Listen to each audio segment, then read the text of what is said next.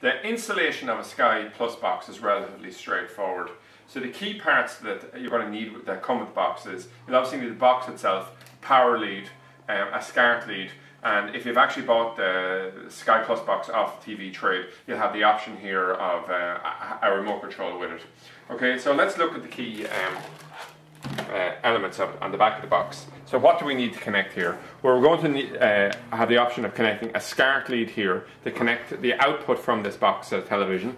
We're going to have, if we wanted to actually feed in a TV aerial, we'll say from a UHF aerial that's on our roof, and combine this with the output here and run it to a second room, possibly even powering a Sky Eye. We have these options here on it. RF1 is just a picture output, and RF2 is picture output and a 9-volt signal for driving a Sky Eye. Interestingly, this loop through will work both for the old analog system and also for the new SareView, so you can actually feed this off to a second television, output the Sky Eye, and capable of powering a SareView ready TV, for instance.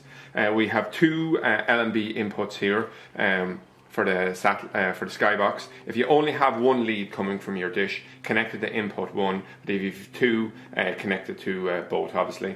And then what we have here is just a phone line connection, which is not essential for the operation of it, but with a multi-room environment, it's important from a billing perspective that this is connected, or indeed from interactive services. And also there's a power lead input here. Okay. So what I'm going to do here is actually just go through the steps of installing it. So what we have, of course, mounted outside is a Sky dish with a quad LNB. So the first thing here is I'm just going to get the inputs here. Now we just have push-on F-type connectors, but normally, obviously, it would be screw-on F-type connectors you'd be using here. So you're just going to push that on there and push it on there again. Okay.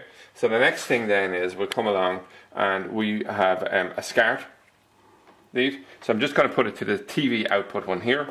And then the final step here is I'm actually just going to grab the power lead here, and I'll just push the power lead in here. So now we have power to the box, we've signal coming to the box from the Sky satellite dish, and we've the SCART lead connecting the box to the actual TV itself. So just rotate it around, and we'll see the box here is in standby mode. So for a box turning on like this, it'll probably take in the region of about 30 seconds or so. Now we can test if it's ready or not, simply by the red light here. If we hit the power button, it'll still be red here. So so it's a little bit like a PC booting up, really, more than knocking on a radio or something like that. I'll just do it again. And so I'm just going to get this remote control ready here. And what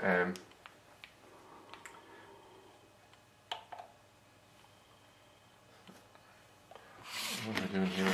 The other thing I'm doing here is I'm just getting ready the Sky remote control to operate, Sky Plus remote control, and also the television remote, which we'll need when we want to select the correct input corresponding with this. Now, the fact that we've connected it with a SCART output from the TV things means that it'll normally flick the television over to connect the correct input when we turn on the actual television, or turn on the actual Sky Plus box.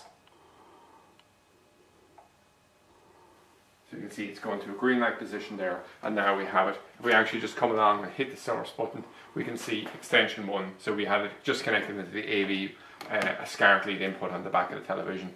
So at that point then, you can come along and if you have a Sky subscription, you can actually come along and you can just insert your Sky viewing card here at that point, and you may at that point also want to come along and phone Sky and simply pair your card with the box to turn on the record facilities and things like the premium channels.